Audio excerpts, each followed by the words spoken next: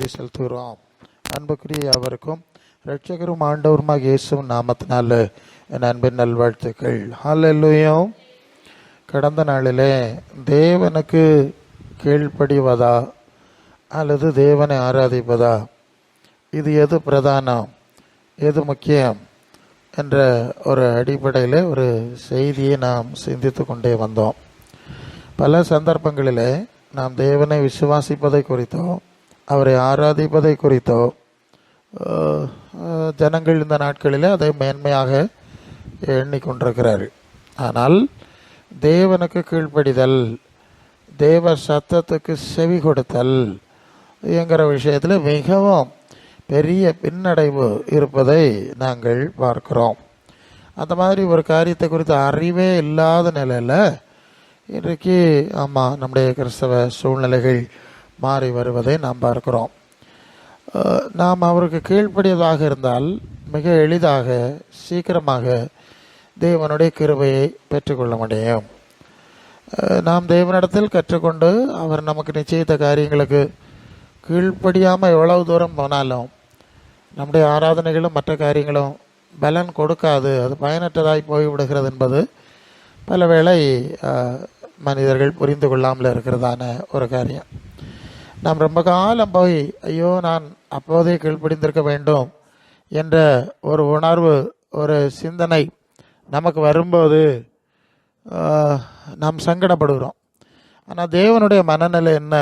நாம் எங்கே விட்டோமோ, எங்கே தவறினோமோ அந்த இடத்துலேருந்து ஆரம்பிக்க வேண்டும் என்பது தான். பின்னால் இருக்கிறவங்களுக்கு தெளிவாக கேட்குதா?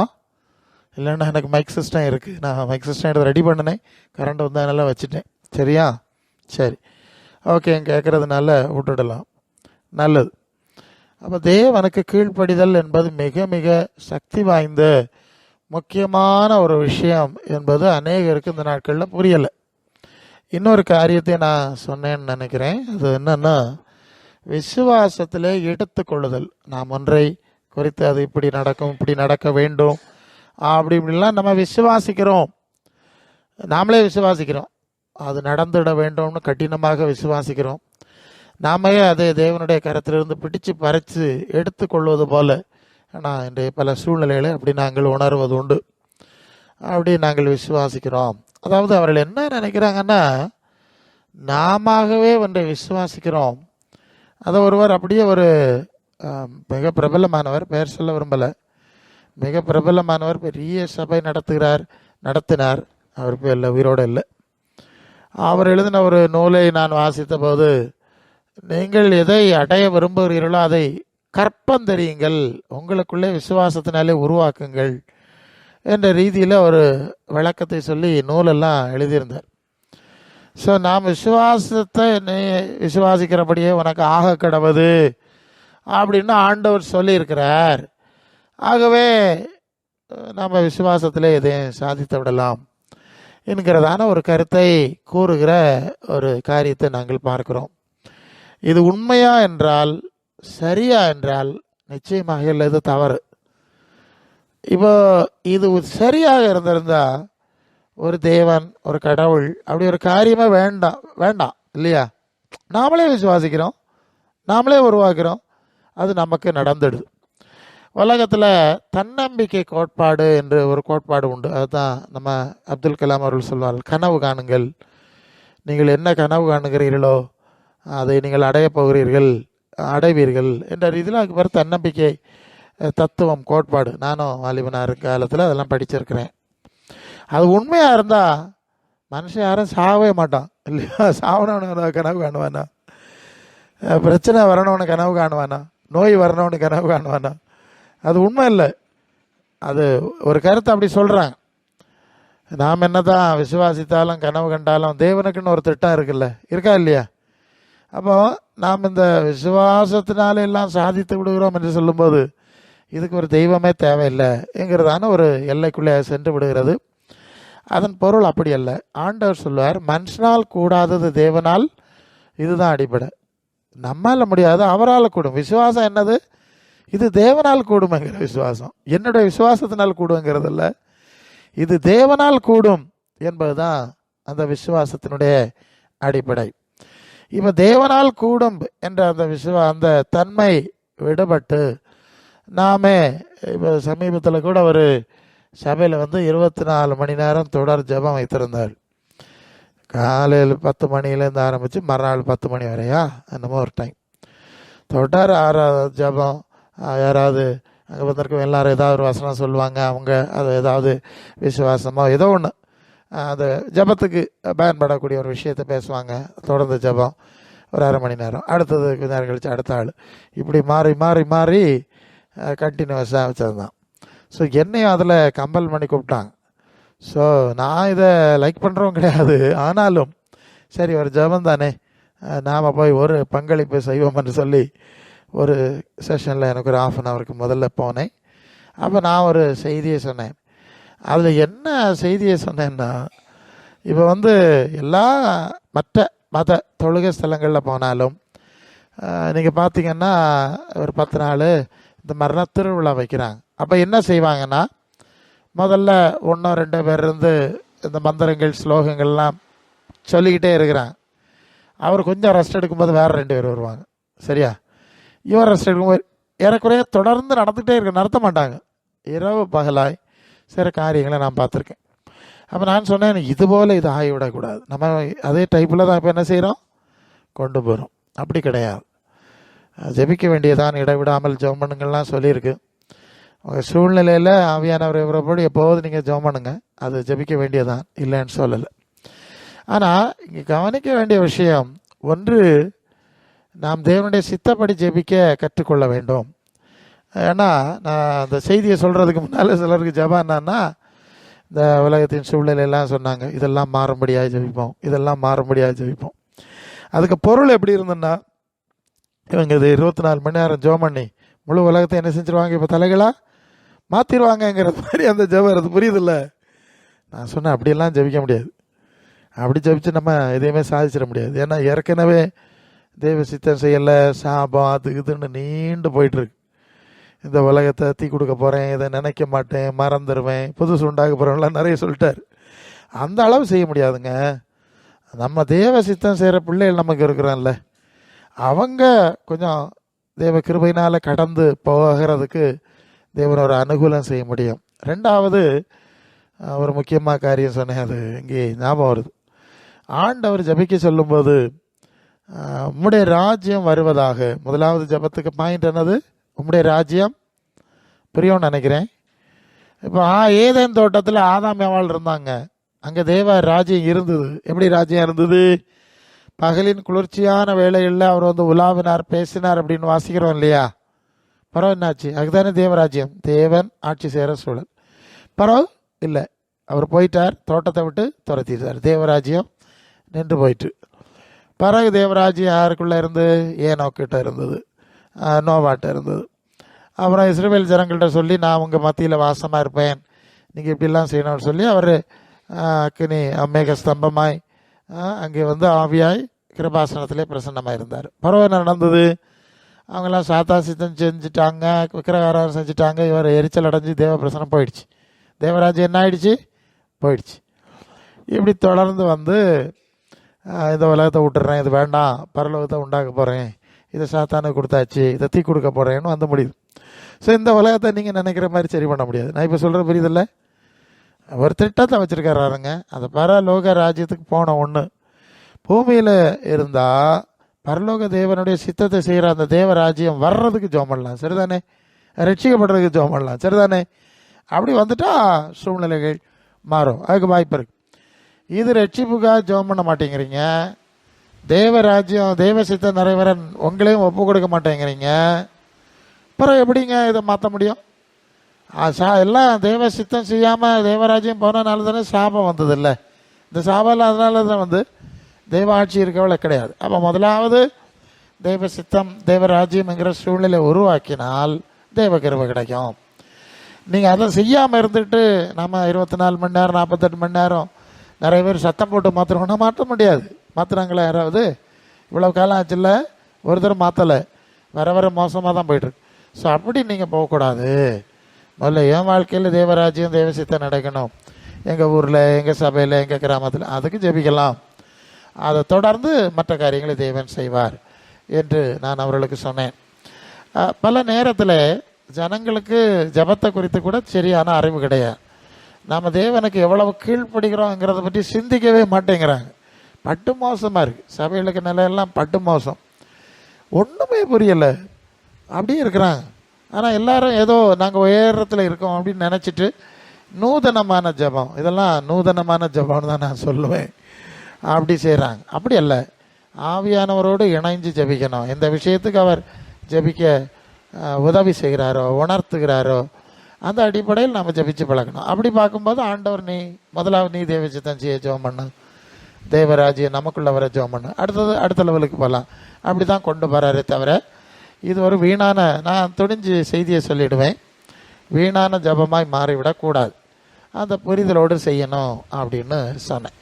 ஸோ இங்கே நாம் என்ன சிந்திக்கிறோம், தேவனுக்கு கீழ்ப்படிதல் என்ற நிலை இல்லாமல் நாம் செய்யக்கூடிய எதுவும் பயனற்று போகிறது என்கிறது இன்றைக்கு ஜனங்களுக்கு தெரியலை.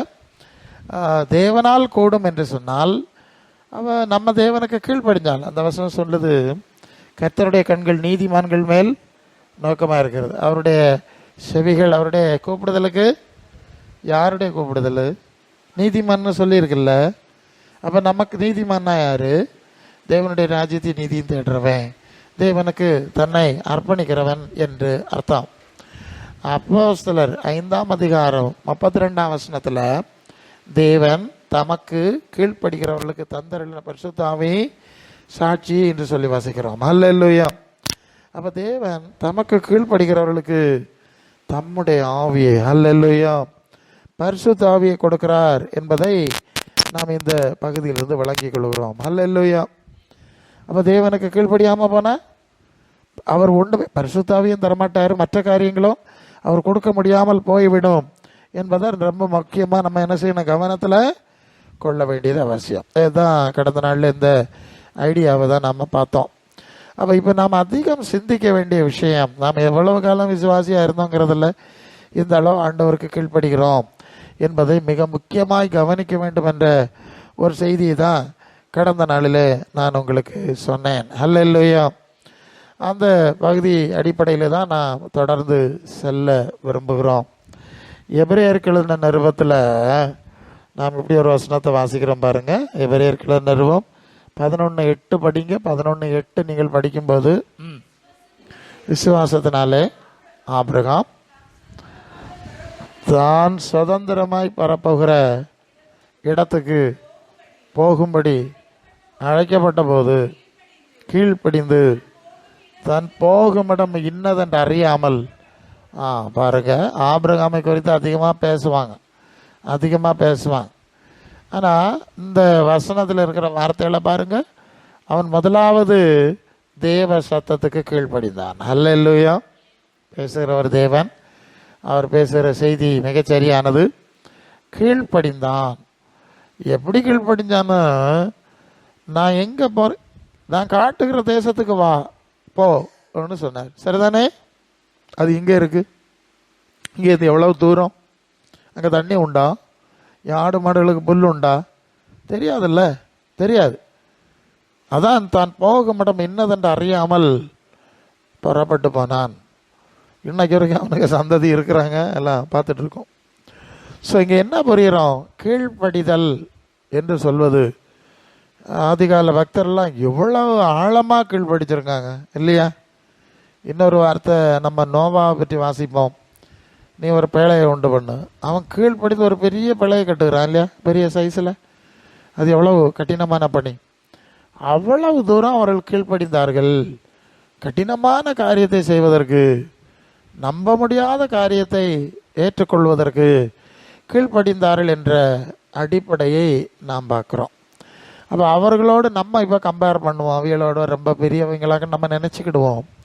ஆனால் நம்முடைய கீழ்ப்படிதலின் எல்லை என்ன? நீங்கள் கொஞ்சம் யோசிங்க. நம்முடைய கீழ்ப்படிதலினுடைய அளவு என்ன? நாம் எந்த அளவுக்கு கீழ்ப்படுகிறோம் என்று பார்த்தால், நாம் அந்த அளவு பெரிய கீழ்ப்படிதல் உள்ளவர்கள் கிடையாது. அப்படி தானே பிரசங்கியாரே? ஆமாம், அப்படி தான் அர்த்தம் ஆகும். கீழ்ப்படிய மாட்டோம். நாங்கள் ரொம்ப வருஷம் சபையிலெல்லாம் சுற்றி பிரசங்கம் பண்ணுவோம். வருஷக்கணக்காக போனாலும் ஜனங்கள் அப்படியே தான் இருப்பாங்க. எப்படி இருப்பாங்க? அப்படியே தான் இருப்பா. ரொம்ப வருஷம் உள்ள சபை, ஒரு ஆவி இல்லை, அனலும் இல்லாமல் இருப்பாங்க. பழைய நாட்களில் நான் பரலோக ராஜ்யத்தை குறித்தெல்லாம் பிரசங்கம் பண்ணும்போது அது ஜனங்கள் என்ன எழுப்புதலாக இருந்தாங்க தெரியுமா? இப்போ சமீபத்துலேயும் கேரளாவில் ஒரு சபையில் பிரசங்கம் பண்ணேன். அவை அப்படியே ஏதோ ஒரு புதுமையை பார்க்கறது மாதிரி பார்த்துக்கிட்டே இருக்காங்க. இல்லை இல்லை, பாட்டெல்லாம் வருக பாட்டு. எப்படி பாட்டெல்லாம் வருக பாட்டு അസയാമ ഇരിക്കാവും. ഞാനേ കേട്ടെ, എന്തിനാ ഇത് കുത്തുകല്ല് പോലെ ഇങ്ങനെ ഇരിക്കുന്നത്? മനസ്സിലാകുന്നില്ലയോ? നിങ്ങളുടെ ഭാഷയിലല്ലേ ഞാൻ സംസാരിക്കുന്നത്? അല്ലേ இல்லையா? உங்கள் பாஷையிலே நான் பேசுகிறேன், வசனம் சொல்லியிலையா பேசுகிறேன்னா ஜனங்களுக்கு ஐடியாவே இல்லை. அவங்க இதுவரை எப்படி ஒரு பிரசங்கம் கேட்கல. அப்போ எல்லாம் நடக்குதுங்க. ஆராதனை நடக்கு, அது நடக்கு, இது நடக்கு, எல்லாம் நடக்குது. நான் எல்லாம் பைபிள் வசனம் தான் பேசுகிறேன், எல்லாம் காணாமல் தான் பேசிகிட்டு இருக்கேன். சரியா? ஆமாம், அப்படி இருக்கிறார். ஒன்றுமே புரியல. சில வேலை நாங்கள் என்ன செய்யணும் பிரசங்கியாரு? நான் சொன்னேன், இத்தனை வருஷம் ஆச்சுல, இயேசுநாதருக்கு வார்த்தையை படிக்கவே இல்லையா? உங்களுக்கு ஐடியா இல்லையா என்ன செய்யணும்னு? அந்த அளவு ஒரு குருட்டாட்டமான நிலையில் பல வருஷம் அனுபவம் உள்ள ஜனங்கள் இருக்கிறாரு. ஒரு புரிதலும் இல்லை. இனி பாஸ்டர், இப்போ உள்ள பாஸ்டர்மாருக்கு நிலைமையை பார்த்தா அப்படி தான், ஒரு ஐடியாவும் இல்லை, ஒரு புரிதலும் இல்லை. வருஷக்கணக்காக ஊழியம் செஞ்சுருக்கு. அந்த அளவு தேவனோடு உறவற்றவர்களாய், ஐக்கியமற்றவர்களாய், உணர்வற்றவர்களாக இருக்கிறார். சமீபத்தில் ஒரு ஊழியக்காரர் ஒரு சம்பவத்தை சொன்னார். அவருக்கு ஒரு கடினமான அபாயத்தில் சிக்கி அவர் தூக்கி விபத்தில் மலையில் உயரத்திலிருந்து கோட்டை வந்துட்டு இருக்கும்போது பைக்கில் தூக்கி எறியப்பட்டு எங்கேயோ கிடந்தார். யாரும் காணலை, சாவு மட்டும் வரையில. அந்த நேரம் யாரோ அங்கே ஒருத்தர் கிடக்கிறாருன்னு கண்டுபிடிச்சி எல்லாரும் போய் கொண்டு வந்து அவர் பிரசங்கியாராய் திருப்பியும் ஊழியத்துக்கு வந்துட்டார். ஆண்டவர் அற்புதமாய் கொண்டு வந்தார். அப்போ நான் அவரோடு பேசி கொண்டிருந்தேன்னு அவருடைய, அப்போ அந்த சூழ்நிலை எப்படி, அதுக்கு முன்னால் எப்படி இருந்தீங்க அப்படின்னா ஒரு காரியத்தை அவர் கொஞ்சம் ஓப்பனாகவே சொன்னார். நான் பிரசங்கித்து கொண்டு தான் இருக்கிறேன், நான் பிரசங்கியார் தான். ஆனால் எனக்கு தேவ பிரசன்னத்தை உணர முடியாத ஒரு சூழ்நிலையில் சில இந்த சம்பவத்துக்கு முன்னால் இருந்தேன்னு சொன்னார். நான் நுட்பமாய் அந்த சம்பவம் என்ன, இது என்ன, ஏன் தேவன் இப்படி ஒரு காரியத்துக்கு அனுமதித்திருக்க வேண்டும் என்றெல்லாம் கொஞ்சம் தொலைச்சி பேசுவேன். நான் பேசுகிற டைப்பு கொஞ்சம் வித்தியாசமாக இருக்கும். ஏன்னா அவங்களுக்கும் ஒரு உணர்வு வரணும், ஒரு சிந்தை வரணும், அந்த இடத்துல ஒரு கிளியர்னஸ் உண்டாகணுங்கிற ரீதியில் தான் நான் பேசுவேன். அப்போ சொன்னார், நீங்கள் சொல்கிற சரிதான், அதுக்கு முன்னால் தேவ பிரசன்னத்தை நான் உணர முடியாமல் கட்டானது போல் ஒரு சூழ்நிலை எனக்கு இருந்தது என்கிறத நான் உணர்கிறேன், தான் நினைக்கிறேன் அப்படின்னு சொன்னார். அதுக்கப்புறம் தான் இது நடந்தது. அப்புறம் ஆண்டவர் காத்தார், அப்புறம் திருப்பியும் சரி பண்ண முடிஞ்சதுன்னு சொன்னார். அப்போது இப்படி அநேகர், நான் வேறையும் ஒரு பிரபலமான பிரசங்கியார் சொன்னதை கேட்டிருக்கேன். தேவனோட உறவு இல்லை, ஐக்கியம் இல்லை, தேவ பிரசன்னம் இல்லை, ஆனால் பிரசங்கம் பண்ணிடுவாங்களாம். சரியா? அப்படியே இப்போ பிரசங்கிமார் அப்படி இருந்தால் மற்றவை எப்படி இருப்பாவ? ஆராதனை இருக்குது, ஜபம் இருக்குது, ஆனால் தேவனுடைய பிரசன்னத்தை உணர முடியாத, லீடிங்கை உணர முடியாத ஒரு கடினமான சூழ்நிலையில் ஜனங்கள் இருக்கிறதை நான் உணர்ந்திருக்கிறேன். அதற்கு என்ன காரணம்னா, நான் பல அல்லது சில விஷயத்தில் கீழ்ப்படியாமல் போகும்போது இந்த மாதிரி ஒரு நிலைமை ஏற்படுகிறது. ஏன்னா தேவன் தமக்கு கீழ்ப்படுகிறவர்களுக்கு தந்தருளின பரிசுத்த ஆவின்னு இருக்குது. அப்போ தேவ பிரசன்னம், பிரசன்ஸ் ஆஃப் காட்னு சொல்லுது என்னது? தேவன் ஆவியாய் எனக்குள்ளே வாசம் பண்ணுகிறார், கிரியை செய்கிறார், செயலாற்றுகிறார் என்று உணரக்கூடிய அந்த உணர்வு நிலைமைக்கு பேர் தான் பிரசன்ஸ் ஆஃப் காட்னு சொல்கிறேன். இல்லையே, எனக்கு அந்த பிரசனத்தை உணர முடியலை, அப்படி போராடுகிறேன், தத்தளிப்புகள் சூழ்நிலை வர்றதுண்டு. அப்படின்னா ஏதோ சில விஷயங்களிலே நாம் கீழ்ப்படியவில்லை என்ற அர்த்தம். இல்லையா? தேவனுக்கு முறையாக கீழ்ப்படியவில்லை என்று சொல்லும்போது அந்த பிரசன்ஸ் நம்மை விட்டு விலகி போகிறது. அதை தான் எபேசியர் 4:30 மீட்கப்படும்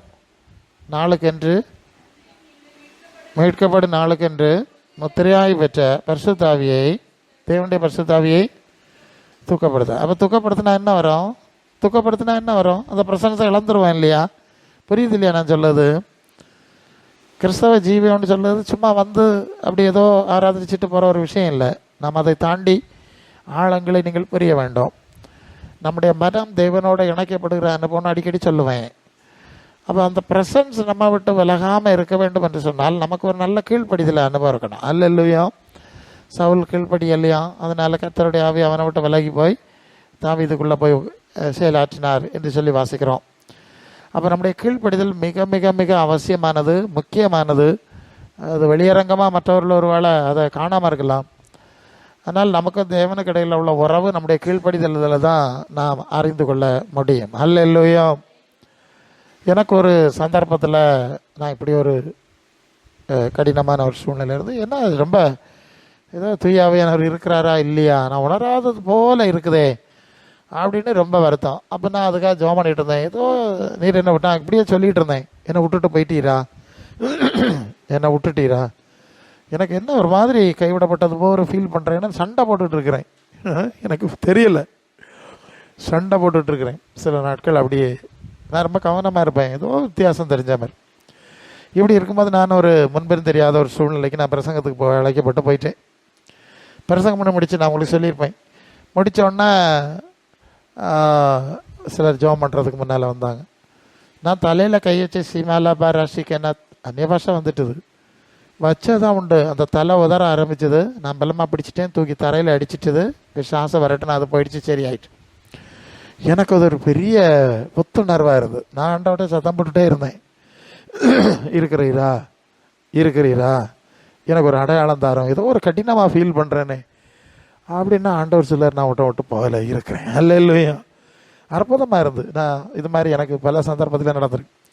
அப்போ சில வேளை நாம் உணர முடியாமல் போகும்போது நாம் அதற்காக நான் என்ன தப்பு செஞ்சனோ தெரியலையே ஆண்டவரே, அதாக இருக்கலாமோ இதாக இருக்கலாமோ இல்லையா, நாம் அதில் கிடந்து ஆண்டவரே ஆண்டவரேன்னு அப்படி கூப்பிட்டுக்கிட்டு தான் போகிறேன். அப்போ தான் ஆண்டவர் இல்லை, நான் உன்னை கைவிடலை. அல்லேலூயா.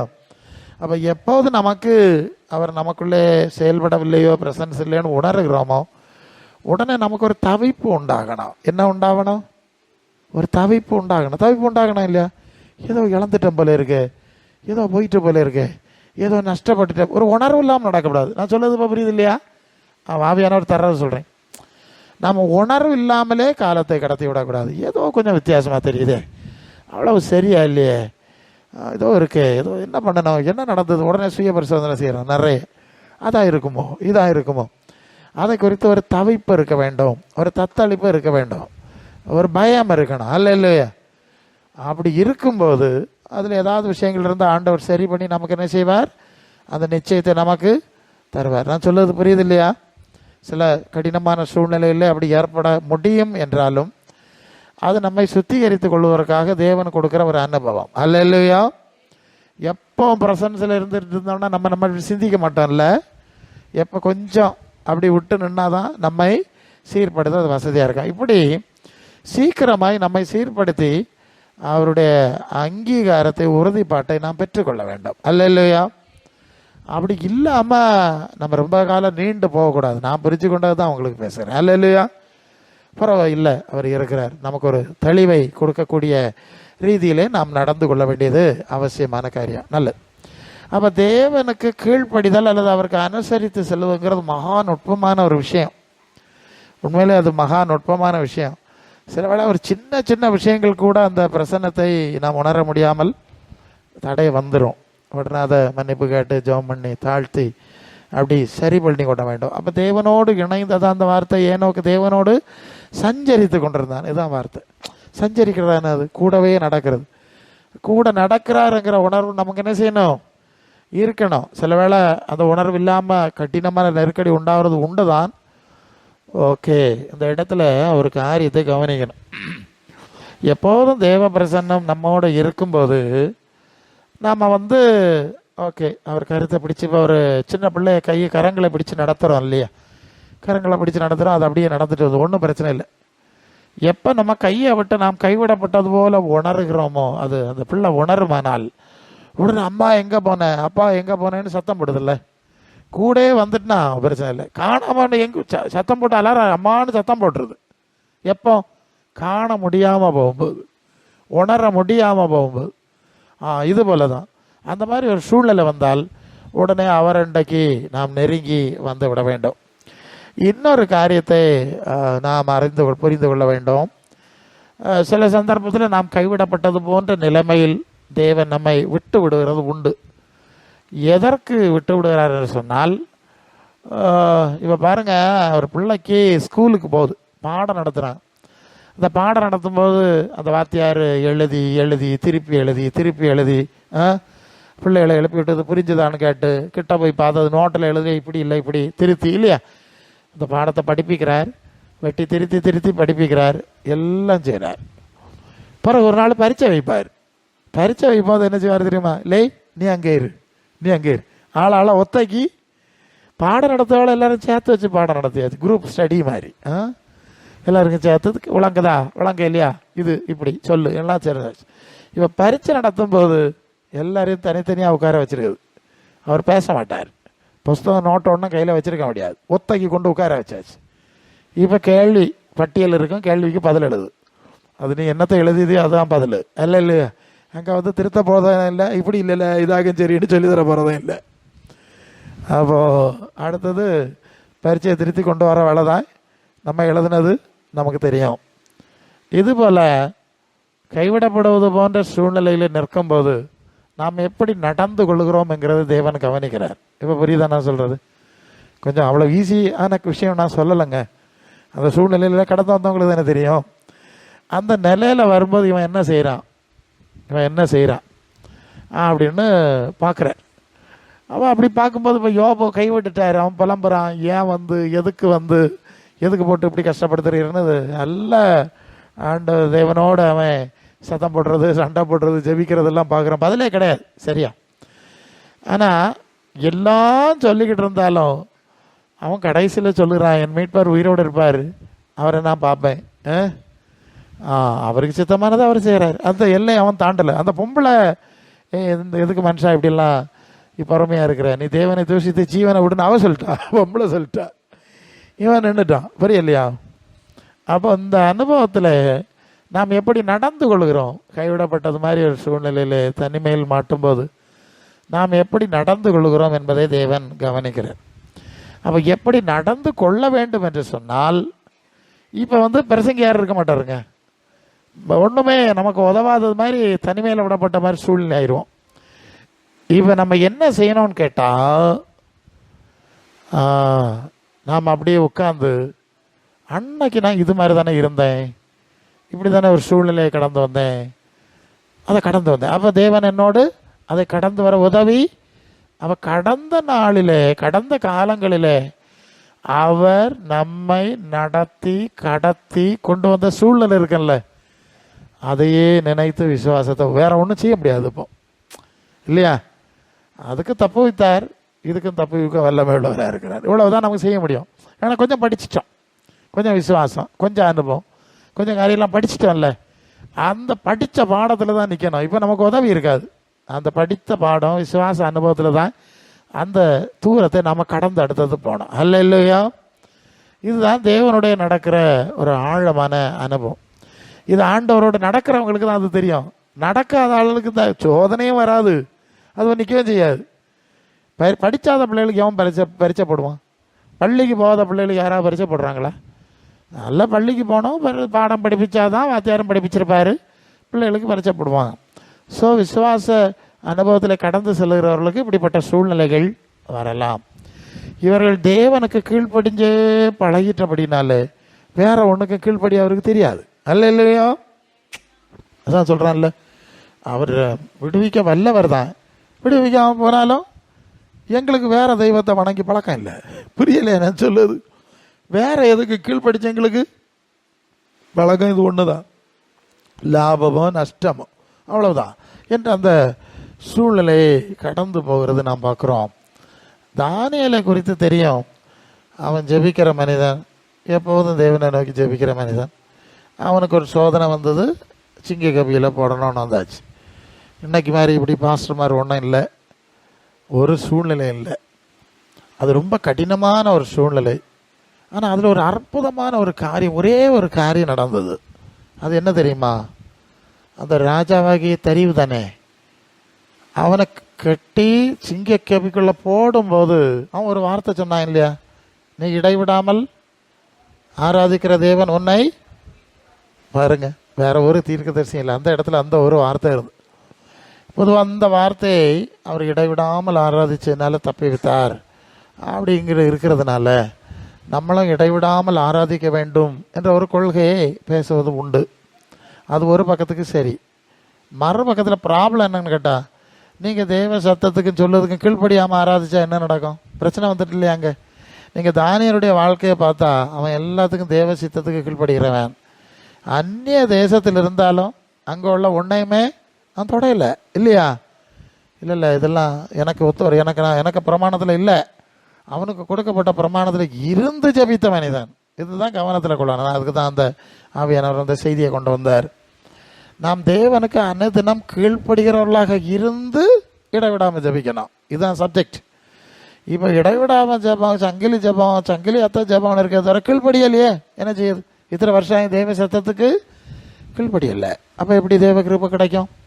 இப்போ அந்த சந்தர்ப்பத்தில் நான் நினைக்கிறேன், அந்த சந்தர்ப்பத்தில் தானியருடைய ஜபத்தை தரிவு ராஜா கவனித்து கொண்டே இருந்தான். அவன் நம்மளோட சேராமல் அவனுடைய வேறுபாட்டு வாழ்க்கையை தரிவு என்ன செஞ்சுக்கிட்டான்? கவனிச்சுக்கிட்டே இருந்தான். அவன் இந்த தேவன் பேரில் நம்பிக்கை உள்ள ஆள் கிடையாது. அவன் வேற வழிபாட்டுக்காரன். அவனுக்கு ஒரு விசுவாசம் வந்துட்டு, அல்லேலூயா. இந்த தானியலுடைய நடவடிக்கை எல்லாம் பார்த்துட்டு இருந்தவனுக்கு ஒரு விசுவாசம் வந்துட்டு, டேய் நீ சாதாரண ஆள் இல்லைப்பா, அல்லேலூயா. உனக்கு விசுவாசம் சாதாரணமானது இல்லைப்பா, உனக்கு பக்தி சாதாரணமாக இல்லை, உனக்கு தெய்வம் உன்னை கைவிட மாட்டார். புரியுதா நான் சொல்லுது? உனக்கு தெய்வம்னு ஒன்று உண்டுண்டா இல்லையா? தெய்வம்னு ஒன்று உண்டுண்டா, உன்னை கைவிடாதப்பா. அந்த அளவு அவனுக்கு ஒரு விசுவாசம் வந்துட்டு அந்த இடத்துல கொண்டு போட்டாச்சு. அவனுக்கு உறக்கம் வர இல்லையா? அடுத்த ஒரு சம்பவம் இருக்கு இல்லையா? அவன் நேரம் விடியக்கு முன்ன எங்கே போனான்னா கெபிக்கு ஓடுறானா இல்லையா? அவன் என்ன சத்தம் போட்டான்? துயர சத்தமாவா? என்னது? யோசி இருக்கானோ செத்தானோ? அவனுக்கு விசுவாசத்தை நான் பார்க்குவேன். டேய் சொல்லியாச்சு, உனக்கு தெய்வம் பெரிய ஆளுதான்னு சாட்சி சொல்லியாச்சு, விட்டாச்சு. ஆனாலும் அந்த தெய்வம் வந்தாரா வர இல்லையா? பூட்டியாச்சு இல்லையா? இது திறந்து பார்த்தா தானே தெரியும். அவன் சத்தம் போடுறான், தானியலே. ஒரு பக்கம் விசுவாசம். எப்படி? டேய் உனக்கு தெய்வம் கைவிட முடியாதுப்பா. விசுவாசம் இருந்ததுனால தானே கூப்பிட்டான். இல்லைன்னா திறந்த கதவை பார்த்துட்டு கிடக்கானான்னு பார்த்துட்டு கூப்பிட்டுருக்கலாம். இல்லை என்ன சொல்றீங்க? எல்லாம் பார்த்துட்டு உயிரோட இருக்கான், தானியலே வாடா சொல்லியிருக்கலாம். அவன் அங்கேருந்தே அலறிட்டு வரான். பாதி துயரம் சத்தம் ஒன்று இருக்கான் அந்த வார்த்தை. அதில் வார்த்தை சரியா படிங்க, வசனம் சொல்லு. தானியேல் 6:20 சொல்லு. கேபியின் கிட்ட வந்து துயர சத்தமாய் கூப்பிட்டு, தானியேலே, ஜீவனுடைய தேவனுடைய தாசனை, நீ இடைவிடாமல் ஆராதிக்கிற தேவன் உன்னை தப்புவிக்க வல்லமை உள்ளவராக இருந்தாரா? பத்தியெல்லாம் பயங்கர விஷயம் இல்லையா? அவன் சொல்கிறான், ராஜாவே சாவையில் உயிரோட தான் இருக்கு. இல்லை இல்லை அவர் தப்புவித்தார் அப்படின்னு சொல்கிற ஒரு காரியத்தை பார்க்குறோம். அப்போ அவனுக்கு ஆண்டவரோடு நடந்த ஒரு அனுபவம் இருந்ததுனால தான் அந்த சூழ்நிலையை கடந்து வர முடிஞ்சது. அவனுக்கு ஆண்டவரோடு இருந்த அனுபவத்தை பார்த்த ராஜாவுக்கு என்ன வந்துட்டு? விசுவாசம் வந்துட்டு. அல்ல இல்லையா? அற்புதமாக இருக்குல்ல? அற்புதமாக இருக்கு இல்லையா? இப்படிப்பட்ட அனுபவங்கள் தான் தேவன் நமக்கு தர வேண்டும். அல்ல இல்லையா? ஏதோ சும்மா வந்தோம் கூட்டத்துக்கு வந்து போனோம்லாம் சொல்லப்படாது. இந்த மாதிரி அனுபவங்கள் நமக்கு கிடைச்சிருக்கோம். பழைய விசுவாசிகள்கிட்ட கேட்டால் நிறைய அனுபவங்களை சொல்லுவாங்க. ஆம்பா சார், நாங்கள் அப்படியெல்லாம் கடந்து வந்தோம். அல்ல இல்லை, இப்படி கடந்து வந்து பழக்கம் உள்ளவனுக்கு பயம் வராது. எதுவும் என்ன அசைக்காது. அசையாமல் இருக்க சீவன் பர்வதத்தை போல யாரு இப்படிப்பட்ட அனுபவத்தினோட கடந்து போறவன்? அல்ல இல்லை, தேவனுக்கு கீழ்ப்படுகிற மனிதன், தேவனை நோக்கி ஜெபிக்கிற மனிதன், இப்படி தேவனுடைய வல்லமை அதிகாரத்தை வார்த்த மனிதர்கள் தான் தேவ பக்தர்கள்னு சொல்லுது. அல்ல இல்லையா? அது ஒரு தனி அனுபவம். அவங்க ரொம்ப நிதானமாக போவாங்க, ஆர்ப்பாட்டம் பண்ண மாட்டாங்க. ரொம்ப ஆர்ப்பாட்டம் பண்ணும், ஏன்னா எந்த சூழ்நிலையை ஃபேஸ் பண்ணணும்ல. ரொம்ப ஆர்ப்பாட்டம் பண்ண சீக்கிரமாக குளிர்ந்துருவாங்க. பார்த்துருக்கீங்களா நீங்கள்? ரொம்ப ஆர்ப்பாட்டம் பண்ண ஓஹோன்னு குதிப்பாங்கல்ல, அவங்க திடீர்னு கொஞ்சம் வெயில் சூடாக அடிச்சிட்டோன்னா என்னத்தை அப்படின்ட்டு மறந்து விழுந்துருவாங்க. இந்த மாதிரி அனுபவத்தில் பக்குவப்பட்டு போனவங்க ஆர்ப்பாட்டம் பண்ண மாட்டாங்க, நிதானமாக போவாங்க. பார்க்கலாம் என்ன சம்பவிக்கணும்னு பார்க்கலாம் இல்லையா? ஒரு பக்கம் அந்த சூழ்நிலை மோதி அடிக்கும்போது ஒரு பக்கம் பயம், பதட்டம், இன்னொரு பக்கம் ஆழத்தில் விசுவாசம். நீங்கள் கொரிந்து நிருபத்தில் ஒரு பகுதியில் பவுல் சொல்வார், வெளியே எங்கள் ஆசியாவிலேயா எங்களுக்கு நேரிட்ட உபத்திரவத்தை அறியாத இருக்க மனதில் வெளியே போராட்டங்களும் உள்ளே பயங்களும் இருந்தன என்பது அந்த வார்த்தை. அளவுக்கு அதிகமாக மோதி அடிச்சிட்டு எங்களுக்கு நாங்கள் தப்பி பிழைப்போம் என்று சொல்லக்கூடிய வசனம் எடுத்தியலாம். தப்பிழைப்போம் என்று நாங்கள் வசனம் சொல்லு 1:8 படிங்க. சகோதரரே, ஆசியாவில் எங்களுக்கு நேரிட்ட உபத்திரவத்தை மனசில்லை, என்னவெனில் பிழைப்போம் என்ற நம்பிக்கை அற்றுப்போவதற்கதாக பலத்துக்கு மிஞ்சின போராட்டம் எங்களுக்கு அதிக பாரமான வருத்தம் உண்டாயிற்று. அடுத்தது, எங்கள் மேல் நம்பிக்கை இராமல் மரித்தோரை உயிரோடு எழுப்புகிற தேவன் மேல் நம்பிக்கை வைக்கத்தக்கதாக மரணம் வரும் என்று எங்களுக்குள்ள நிச்சயத்திருந்தோம். நிச்சயம். கர்த்தர் பேசலை. கர்த்தர் என்ன செய்யலை? பேசலை. சொப்பனம் தரல, வெளிப்பாடு இல்லை, ஒன்றும் இல்லை. ஒரு விஷயம் உறுதி, சாவது உறுதி. அல்ல இல்லையா? சாவது உறுதி. நாங்கள் ரெடியாக இருந்தோம். மரணம் வரும் அதுக்கு என்ன செஞ்சோம்? ஆமாம், அந்த ஒரு ஊழியக்காரர் அப்படி தான் சொன்னார். எங்கே இருந்தோ எங்கேயோ தூக்கி போட்டுட்டு மலை பிரதேசம் பார்க்கவே முடியாது யாரும், அங்கே போய் விழுந்து கிடக்கேன். கால் வேற ஒடிச்சு போச்சு தூக்கி இறஞ்சதில். அது ஒரு கார் இடித்து வர தூக்கி இறஞ்சிட்டு போயிட்டு. அவரை நான் நேரடியாக பார்த்தேன். அவர் பிரசங்கம் பண்ணி நிற்கிறார். நான் அந்த ஆளை பார்த்தேன். அவர் சொன்ன சம்பவத்தையும் எதையும் பார்த்தபோது வாய்ப்பே கிடையாது. ஸோ அப்படி காத்திருந்தார். அப்படிப்பட்ட மரணத்திலிருந்து அவர்களை தப்புவித்தார். சரிதானே? அடுத்த பகுதி. அப்போ விசுவாசிகள் கடந்து போன பாதையை பற்றியெல்லாம் இப்படி தான் கடந்து போயிருக்கிறார்கள். அவர்கள் தேவனுக்கு கீழ்ப்படிந்து பழகினவர்கள், தேவனுடைய செயலையும் பார்த்தவர்கள். ஆனால் இன்னைக்குள்ள ஜப அனுபவங்களை எல்லாம் பார்த்தா அவங்க இந்த மாதிரி இருந்த மாதிரி தெரியலை. அல்ல இல்லையே? சொல்லுவாங்க, வாங்கிடுவான், பிடிங்கிடுவான், சட்டையை கிழிச்சிருவான் எல்லாம் சொல்லுதான் மிச்சான். அல்ல இல்லையா? இல்லையா? என்னத்தை கிழிச்சா அவ்வளோ தெரியலை இல்லையா? பல விசுவாசிகள் சாதா இருந்தாங்க, அவங்க பார்வைக்கு அற்பமாக இருந்தாங்க. அவங்க கடந்து வந்த பாதையை கேட்டால் இப்படியா வந்திருக்குது எவ்வளவு தூரம்? அல்ல இல்லையா? இல்லையா? இவர் மீசையை மறைக்கி சிங்க மாதிரி படம் காட்டுதான் மிச்சம். அதுவா படம் காட்டாது, சும்மா இருக்கும். கொஞ்ச நேரம் 10 நிமிஷம் பேசிக்கிட்டு இருந்தா தெரியும். அந்த வசனம் சொல்லலை, தீயையும் தண்ணீரையும் கடந்து வந்தோம், செழிப்பான வீட்டில் கொண்டு வந்து தீயையும் தண்ணீரையும் கடந்து வந்துட்டு பேசாமல் இருப்பாவ, ஆர்ப்பாட்டம் பண்ணாமல் இருப்பாவ. அவங்களுக்கு தெரியும் கர்த்தருக்கு கீழ்ப்படிஞ்சு பழகணும், ஜபிச்சு பழகணும், பொறுமையாக இருக்க பழகணுமா. என்ன வார்த்தை? உங்கள் விசுவாச பரீட்சையானது பொறுமையை உண்டாக்கும் என்று. பொறுமை. இன்னைக்கு பொறுமைங்கிற வார்த்தையை கேட்குறீங்களா எங்கேயாவது? எல்லாமே ஸ்பீடு, விசுவாசியும் ஸ்பீடு, பாஸ்டரும் ஸ்பீடு. அப்படி அல்ல. பொறுமையாய் ஆண்டவர் சொல்வார், நல்ல நிலத்தில் விதைக்கப்பட்டவர்கள் வசனத்தை கேட்டு நன்மையும் செம்மையுமான இருதயத்தில் அதை காத்து. ஒரு வார்த்தை இருக்காங்க, பொறுமையோடு பலன் கொடுக்கிறவர்களா இருக்கிறார்கள். அல்ல இல்லை? எப்படி பலன் கொடுத்தார்கள்? எல்லாம் கேட்டார்கள், பதிய வைத்தார்கள், சிந்தித்தார்கள், பொறுமையோடே பலன் கொடுக்கிறவர்களா இருந்தார். இன்னைக்கு அந்த அனுபவம் கொஞ்சமும் கிடையாது பாருங்க. அல்ல இல்லையா? ஆமாம், கேட்கறதும் கிடையாது, இருதயத்தில் பாதுகாக்கிறதும் கிடையாது, பொறுமையாக பலன் கொடுக்கறதும் கிடையாது. யாக்கோபு சொல்லும்போது ஒரு விவசாயி என்ன செய்கிறான்? விதையை விதைத்து முன்மாரியும் பின்மாரியும் பெய்து அவன் பொறுமையோடு காத்திருக்கிறான் இல்லையா? இன்னைக்கு விதைச்சிட்டு நாளைக்கு போய் பிடுங்க போனா இப்படி இல்லையா? அது மாதிரி பொறுமை நமக்கு வேண்டியதாக இருக்கிறது. யோவன் பொறுமை அறிந்திருக்கிறீர்களே. அந்த பொறுமை, அந்த கீழ்ப்படிதலின் அனுபவமானது நமக்கு பொறுமையை கற்றுக் கொடுக்கிறது. அல்ல இல்லையா? தேவனுக்கு கீழ்ப்படுகிற அனுபவம் அது சரி, கர்த்தர் சொல்லியிருக்கிறார், அதை செய்வார், அதை சொல்லியிருக்கிறார், இதை செய்வோம். இதுக்கு விளைவு என்னது? இதுக்கு பலன் உடனே அடுத்த செகண்டே கிடைக்க போகிறதில்ல இல்லையா? அதுக்கு கொஞ்சம் டைம் எடுக்கும் இல்லையா? விதைச்சி தானே அறுக்கிறோம். அவர்கள் அப்படியே பொறுமையாய் பழகினவர்கள். அல்ல இல்லையே? தேவனுக்கு கீழ்ப்படிந்த எல்லா ஜனங்களை பார்த்தாலும் அவர்கள் ரொம்ப பொறுமையை பழகினவர்கள். அல்ல இல்லையோ? அந்த பொறுமையின் அனுபவம் அந்த கீழ்ப்படிதல் உள்ளவர்களுக்கு தான் வரும். அப்போ தேவனுக்கு கீழ்ப்படிந்து இப்படியே நாம் பழகும்போது நம்முடைய ஆத்மாவிலே பலன் உண்டாகிறது, வல்லமை உண்டாகிறது. பிறகு ஒரு கட்டத்தில் சொல்வார், உனக்கு கொஞ்சம் பலன் இருந்தும் என் வசனத்தை மறதலியாமல்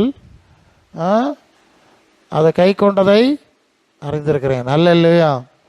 அவனுக்கு கொஞ்சம் பலன் இருந்தேன்னு சொல்லுவார் இல்லையா? நான் வரதில் அப்படியே போகிறேன், எடுத்த நேரம் போயிடும். வசனம் என்னது?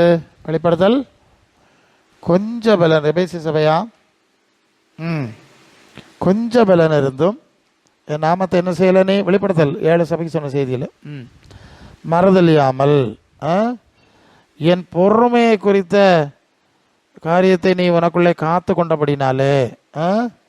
பொறுமையை பற்றி சொல்லி அந்த இடத்துல அந்த வார்த்தை வரும், என்னுடைய பொறுமையை பற்றி சொல்லிய காரியத்தை நீ காத்து கொண்டபடினாலே இதோ திறந்த வாசலை உனக்கு முன்பாக வைக்கிறேன். ஹல்லேலூயா. வசனம் எடுத்தீங்களா? எனக்கு டக்குன்னு கிடைக்கலையே. சரி, அப்போ பொறுமை வசனத்தை அது சொல்லுங்க. வசனம் 3 அதில் தான் பார்த்துக்கிட்டே இருக்கேன், கண்ணு தெரியல. சரி, சொல்லுங்க.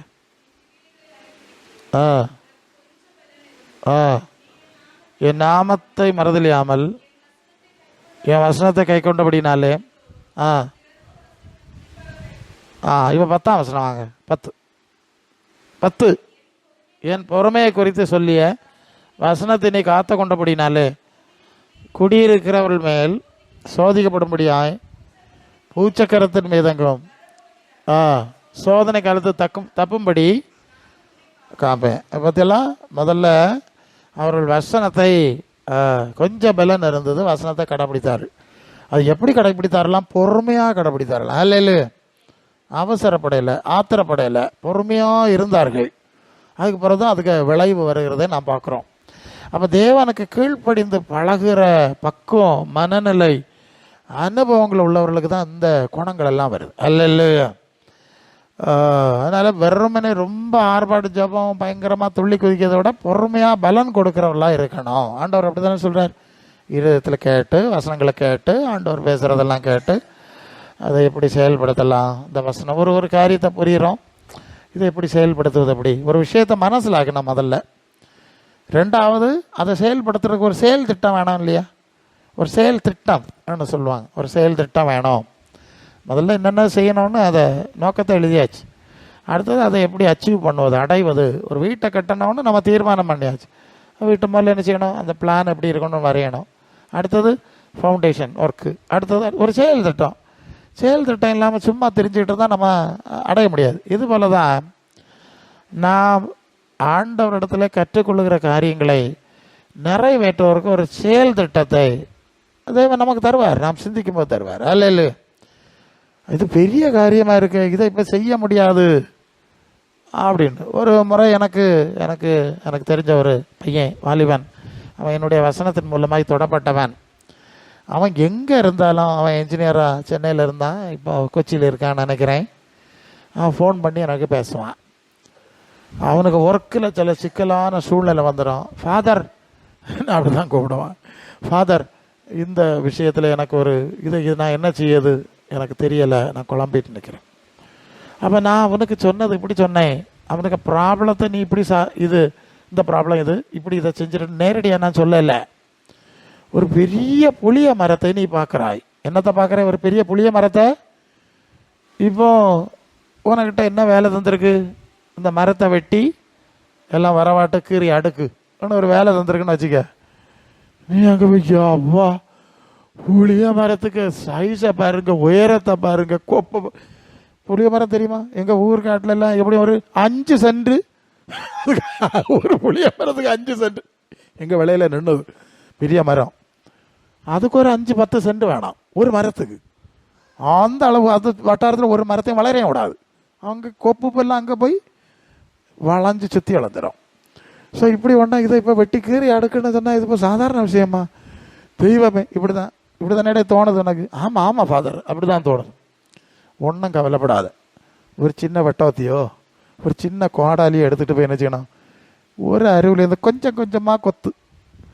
அது ஒரு வேலை கொஞ்சம் டைம் எடுக்குமா இருக்கும், அவ்வளோதானே விஷயம். வெட்டு கொஞ்சம் கொஞ்சமாக கொத்து, கொத்தி கொத்தி கொத்தி இருக்கணும். அடுத்தது என்ன செய்யணும், இந்த ஒர்க்கை பார்ட்டாக பிரிச்சணும். சரி, மரத்தை வெட்டி போட்டுட்டு கொப்புகளெல்லாம் வெட்டி அங்கே வை, இதெல்லாம் வெட்டி இங்கே வை, பார்ட்டாக என்ன செய்யணும், பிரித்து வச்சிடணும். அடுத்து என்ன செய்யணும், ஒரு பார்ட்டை எடுக்கணும், எடுத்து வச்சு அதை கறி கட்டிடணும். இப்படி கொஞ்சம் டைம் எடுக்குமா இருக்கும், ஆனால் நடக்காத காரியம் ஒன்றும் இல்லை. இல்லையா, ஃபாதர் எனக்கு பிரிச்சிச்சு பெரிய பிரச்சனைன்னு பார்க்காத, அதை பார்த்து கொஞ்சம் கொஞ்சமாக அதை சால்வ் பண்ண முடியுங்கிறத நினச்சிக்க. அடுத்தது இந்த பெரிய பிரச்சனையா, இதை ஒன்றாட்டு போடப்படாது, பிரிச்சனா. இதை ஒரு 2-3 பார்ட்டாட்டு பிரித்து ஒவ்வொரு செக்மெண்ட்டாக நீ சொல்யூஷன் சால்விங், ப்ராப்ளம் சால்விங்னு சொல்லுவான்ல, ஒவ்வொரு செக்மெண்ட் மொத்தமாக பார்த்தா பெரிய புளிய மரம் தான். வெட்டி கிளை போட்டு கொப்பு கப்பா பார்த்துக்கிடலாம், அந்த ஒரு கொப்பை தனியாக பார்த்துக்கலாம், இதை இப்படி பார்த்துக்கலான்னு ஆயிரம் இல்லையா. அப்படி பிரிக்கணும், ப்ராப்ளத்தை ஸ்பிளிட் டிவைட். ஸோ அதுக்கு பிறகு செய்யலாம். இல்லையா, அப்போ என்ன வேணும், ஒரு செயல் திட்டம் வேணும் இல்லையா. இந்த காரியத்தை செய்யணும்னா ஒரு செயல் திட்டம் வேணும். இல்லை, நான் என்ன அனுபவத்தில் தான் பேசுகிறேன். ஒரு விஷயத்தை பிளான் பண்ணால் அதுக்கு ஒரு செயல் திட்டம் அப்படியே இருந்து தான் வாழ்க்கை முழுவதும் அநேக காரியங்களை கடந்து வந்திருக்கிறேன். இல்லையா, நமக்கு ஒரு செயல் திட்டம் வேணாம். நமக்கு செயல் திட்டம் உலகத்தில் உள்ள காரியத்துக்கெல்லாம் செயல் திட்டம் இருக்குது இல்லையா. ஒரு வீடு கட்டுறோம்னா இப்போமே சேவிங்ஸ் வச்சா தான் செய்ய முடியும், வீடை கட்ட முடியும். அதுக்கு 1000 ஒவ்வொரு விஷயத்துக்கும் ஒவ்வொரு இஷ்யூஸுக்கும் அதுக்கு செயல் திட்டம் என்னது, இப்போமே சேர்க்கணும். இப்போ தான் பேக்கரி எல்லாம் நிறைய வந்துட்டு பாருங்க. பண்டு ஒரு கல்யாணம் எடுக்கணும்னா 6 மாதத்துக்கு முன்னாலே வந்துருக்கு முறுக்கு சுத்த தொடங்கணும். எப்படியா 3 மாதத்துக்கு முன்னாலே தொடங்கணும் இல்லையா. அரிசியை ஊற போட்டு அதை இடிச்சணும், அதை வறுக்கணும், அதை சுடணும், அது கொஞ்சம் நேரமே ஆரம்பிக்கணும். இன்றைக்கி போய் நீங்கள் டக்குன்னு வாங்கின மெஷின்ஸ் இருக்குது, நிறைய ப்ராசஸ் இருக்குது. அன்னைக்கு இதில் போட்டு இடிச்சிலையே அரிச்சு மாவாக்கணும் ஒரு ஆளில் போட்டு. இன்னைக்கு 10 நிமிஷத்தில் அடித்து தந்துட போகிறேன். அன்னைக்கு எப்படி இருக்கனால செயல் திட்டம் நேரத்தையே வைக்கணும். கல்யாணத்துக்கு வரவு வெட்டி 6 மாதத்துக்கு முன்னாலே வச்சு நடக்குதுக்கு இப்படி ஒவ்வொரு விஷயம் உங்களுக்கு தெரியும், பழைய ஆளுங்களுக்கு தெரியும். அதுக்கு முன்னே ஆரம்பிக்கணும், வெள்ளை அடிக்கிறது. அதுதான் ஒரு செயல் திட்டம் இருந்தில்ல. பணத்தையும் செலவாக்கி ராப்பெல்லாம் உறங்காமல் இருந்து அச்சு முறுக்கு, சுத்து முறுக்கு, சுத்தாத முறுக்கு, வட்ட முறுக்கு, சதுர முறுக்கு, அது ஒரு கதையும் பேசிக்கிட்டு பட்டிக்காட்டு நாட்டு கதையெல்லாம் பேசிக்கிட்டு பாட்டி மாதிரிலாம் செஞ்சாவல்ல. ஆமாம் பிரசங்கியாரு, ஒரு செயல் திட்டம் வேணும் பிரசங்கியாரு. ஆமாம் வேணும். இந்த மண்ணில் போகிற விவகாரங்களுக்கு இப்படி செயல் திட்டம் வேணாம் இல்லையா. சொர்க்கத்துக்கு போகிற விஷயத்துக்கு செயல் திட்டம் ஒன்று வேண்டாமா.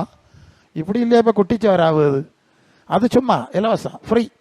இதுக்கும் ஒரு செயல் திட்டம் வேணும். ஒவ்வொரு விஷயத்தில் என்ன வேணும், செயல் திட்டம் இருந்தால் மாத்திரமே அந்த விஷயத்தை நாம் முழுமையாக என்ன செய்ய முடியும், அடைய முடியும் என்பதை நாம் மறந்து விடக்கூடாது. அல்லேலூயா. அப்போ தேவனுக்கு கீழ்ப்படிந்து பழகிறவர்களுக்கு, கற்றுக்கொள்வதில் நடக்க பழகிறவர்களுக்கு, பொறுமையாய் நடக்க பழகிறவர்களுக்கு ஆண்டவர் செயல் திட்டத்தை கற்றுக் கொடுக்குறாரு. அல்ல இப்படி போய் இப்படி போயிடலாம், பார்த்துக்க, பயப்படாத, பொறுமையாய் நீ பலன் கொடுக்க முடியும் என்று தேவன் கற்றுக் கொடுக்கிறார் என்ற காரியத்தை நாம் இங்கே புரிகிறோம். இது யாருக்கு வருகிறது என்று சொன்னால், ஆபிரகாமுக்கு சொன்ன மாதிரி அவன் கீழ்ப்படிந்து எங்கே போனோன்னு தெரியாமல் புறப்பட்டு அவனுக்கு வம்சம் அவர்களெல்லாம் அந்த தேசத்தை சுதந்திரித்து கொண்டு இன்னைக்கு வரைக்கும் என்ன இடத்த பிடிச்சி வச்சுக்கிட்டு பற்றியெல்லாம் எவ்வளவு ஆயிரக்கணக்கான ஆண்டுகள். இது இந்த செயல் திட்டம். இதுக்கு என்ன காரணம்னா, அந்த மனிதன் தேவனுக்கு என்ன செஞ்சானா, கீழ்ப்படிந்தான். 2வது ஒரு செயல் திட்டம். சரி, இப்போ இருக்கிறதுல நடந்துடும், இவ்வளோ தூரம் போ, புறப்பட்டுரும். அவன் புறப்பட்டு விட்டான், செயல் திட்டம். அடுத்தது போக அடுத்த காரியம் நடந்து கொண்டே அவன் வெற்றி பெற்றான் என்று பார்க்குறோம்.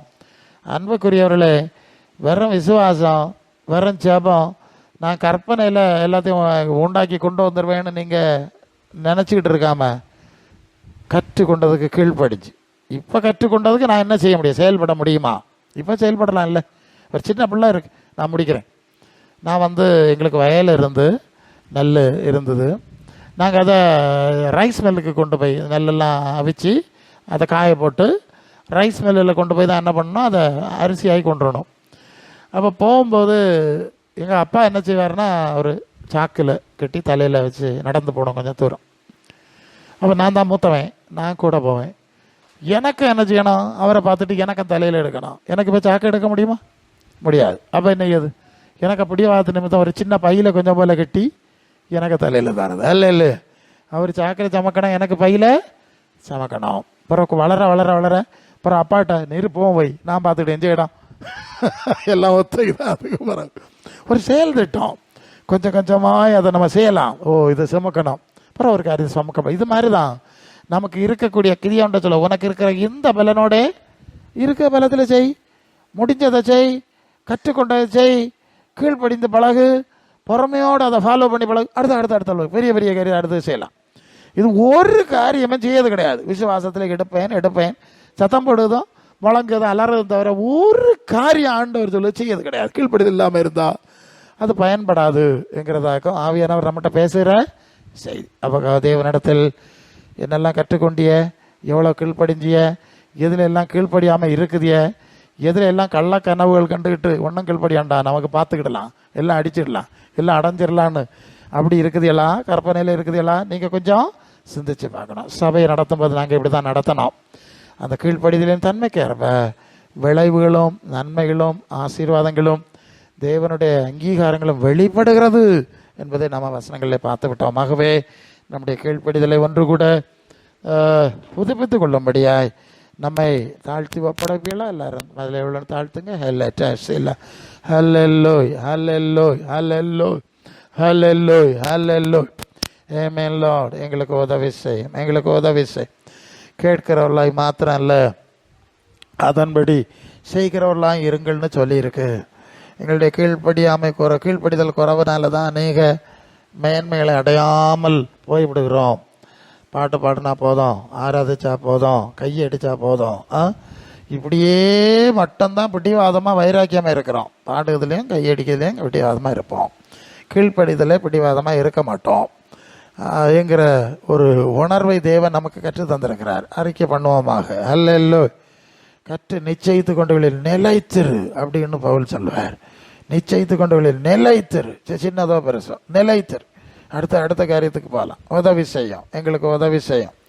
இப்படிப்பட்ட அனுபவத்தில் சென்றால் மாத்திரமே நாங்கள் கர்த்தருக்குள் பலப்பட முடியும், பலத்தின் மேல் பலனடைய முடியும், விசுவாசத்தில் வளர முடியும், தேவனுடைய அதிகாரங்களை பார்க்க முடியும், பலருக்கு பயன்படக்கூடிய பாத்திரங்களாக இருக்க முடியும், நல்ல பலமுள்ள எந்திரமாய் ஆயுதமாய் மாற முடியும். அல்ல இல்லைன்னா இப்படியே செயலிழந்தவர்களாய் பேர் கிறிஸ்தவர்கள் மாதிரியே ஆகிவிடுவோம். உதவி செய்யும், எல்லாருக்கும் உதவி செய்யும். நீர் ஆவியானவர் பேசியிருக்கிறீர். ரொம்ப சிம்பிளாக சின்ன விஷயம் மாதிரி இருக்கலாம், ஆனால் தேவனுடைய பார்வையில் அதுதான் சக்தி வாய்ந்த விஷயம். கோடிக்கணக்கான ரூபா பணத்தை பார்க்கலாம், அந்த விசுவாசம் ரொம்ப சக்தி வாய்ந்தது. அல்ல அந்த விசுவாசம் இருந்தால் அவன் பிசாசை ஜெயித்திருவான். அந்த விசுவாசம் இருந்தால் சிங்கங்களின் வாயை அடைச்சிருவான். அந்த விசுவாசம் இருந்தால் எதுவும் அவனை அசைக்க முடியாது. கோடிக்கணக்கான பணம் இருந்தாலும் விசுவாசம் இல்லை, மனபலம் இல்லை, நம்பிக்கை இல்லைன்னு சொன்னால் தோல்வி அடைந்து விடுவான். சக்தி வாய்ந்தது விசுவாசம், சக்தி வாய்ந்தது பக்தி, சக்தி வாய்ந்தது கீழ்ப்படிதல், சக்தி வாய்ந்தது பொறுமையோடு பலன் கொடுக்கறது தான் சக்தி வாய்ந்தது. இந்த அனுபவங்களை கர்த்தர் நமக்கு கட்டளையிடுவாராக. கர்த்தரை நாம் சோதனம் பண்ணுவோம். சோதரம் சோதரம் சோதரம் சோதரம். அந்த நாளிலும் கூட்டி சேர்த்தபடினாலே சோதனம் பண்ணுவோம். சோதரம் சோதரம் சோதரம். நாம் கேட்டுக்கொண்ட வசனத்தின்படி ஆன்மீக ஆவிக்குரிய அனுபவத்தை கர்த்தர் கற்றுத்தந்து நம்மை பலத்தின் மேல் பலப்படுத்தும்படியாய் சோதனம் பண்ணுவோம். சோதரம் சோதரம். நம்முடைய தேவைகள், காரியங்கள், வாழ்க்கை சூழ்நிலைகளில் கர்த்தர் பரிகாரம் செய்யும்படியாய் சோதனம் பண்ணுவோம். பலவீனமாக இருக்கிற அந்த ஐயாவுக்கு பலனை கொடுக்கும்படியாய் சோதனம் பண்ணுவோம். சோதரம். வேற சிலர் தாயாரெல்லாம் சோம் இல்லாமல் பலவீனமாக இருந்தாங்க, அவளுக்கு கர்த்தர் விடுதலை கொடுக்கும்படியாய் சோதனம் பண்ணுவோம். சின்ன பிள்ளைகளுக்காக சோதனம் பண்ணுவோம். அவருடைய போக்குவரத்து சூழ்நிலைகளில் ஆண்டவருடைய பாதுகாவல் இருக்கும்படி சோதனம் பண்ணுவோம். குடும்ப தலைவர்கள் தலைவீழுக்காக சோதனம் பண்ணுவோம். அவருடைய பிரயாசங்கள், உழைப்பு காரியங்களில் ஆண்டவருடைய ஆசீர்வாதம் வழங்கும்படியாய் சோதனம் பண்ணுவோம். நாம் எல்லாவற்றுக்கும் தேவனிடத்திலே அர்ப்பணம் உள்ளவர்களாய் கீழ்ப்படிதுள்ளவர்களாய் ஜபம் பண்ணி ஆண்டவருடைய ஆசீர்வாதங்களை பெற்றுக்கொள்ள உதவியாய் சோதனம் பண்ணுவோம். ஊழியத்தை நடத்துகிற ஊழியக்காரருக்காய் சோதனம் பண்ணுவோம். எல்லா ஸ்தாபனங்களும் சபைகளும் சங்கங்களும் சிற ஊழியக்காரர்களுக்காய் சோதனம் பண்ணுவோம். மிஷினரி ஊழியங்கள், மிஷினரி ஃபீல்டில் நடக்கிற காரியங்களுக்காக சோதனம் பண்ணுவோம். தேசத்திலே நாம் சமாதானமாக வாழ்ந்து தேவ சித்தம் செய்யக்கூடிய சூழ்நிலை உண்டாகும்படியாக சோதனம் பண்ணுவோம். எல்லா அசுத்தாவின் வல்லமையிலும் கட்டப்படும்படியாக சோதனம் பண்ணுவோம். ஜனங்களை கர்த்தர் ரட்சிக்கப்படலை சபையில் சேர்த்து கொண்டு வரும்படியாக சோதனம் பண்ணுவோம். அதுக்கு நம்ம தகுதிப்படுத்தும்படியாக சோதனம் பண்ணுவோம். ஓகே பரிசுத்த பிதாவே, மகிமை உண்டாவதாக. உம்மை துதிக்கிறோம், மகிமைப்படுத்துகிறோம். கற்றுக்கொண்ட காரியங்களுக்காக நன்றி செலுத்துகிறோம். கற்று நிச்சயித்து கொண்டவர்களை நிலைத்து வளர்ந்து பெருக ஆண்டவர் உதவி செய்யும். தகுதியான நன்மைகள் எல்லாம் தாராளமாய் கட்டளையிடும். முதியவர்கள், வியாதியாக இருக்கிறவர்களை ஜெபிக்கிறோம். பலவீனப்பட்டவர்கள், தேவை உள்ளவர்கள் என்று எல்லாருக்காக நாங்கள் ஜெபிக்கிறோம். உம்முடைய வசனத்தை தியானிக்கிறோம். உம்முடைய பாதத்தில் அமர்ந்திருக்கிறோம், கற்றுக்கொள்ளுகிறோம். எங்கள் விண்ணப்பங்களை உம்முடைய சமூகத்திலே வைக்கிறோம். கர்த்தர் நன்மையாய் நடத்துவீர், தாழ்த்துகிறோம். இயேசு நாமத்தில் பிதாவே, ஆமென். நாத்மாவே கர்த்தரை ஸ்தோத்திரி, முழு உள்ளமே பரிசுநாமத்தை ஸ்தோத்திரி. நாத்மாவே கர்த்தரை ஸ்தோத்திரி, கர்த்தர் செய்த சகல வல்ல மறவாதே. ஆமென். ஹல்லேலூயா, ஹல்லேலூயா, ஹல்லேலூயா. கர்த்தர் உங்களை ஆசீர்வதிப்பாராக. ஆமென்.